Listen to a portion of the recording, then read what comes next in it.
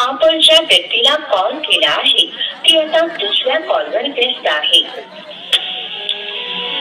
Hello, कुणाला बोलत होती का? काय रे तुझी कटकट? जेव्हा बघल तेव्हा नुसता संशयच घेत असतो माझ्यावर. विश्वास नसेल ना तर आजपासून मला फोन करायचा नाही. जा बाळा, तुला आजपासून माझा त्रास नाही होणार.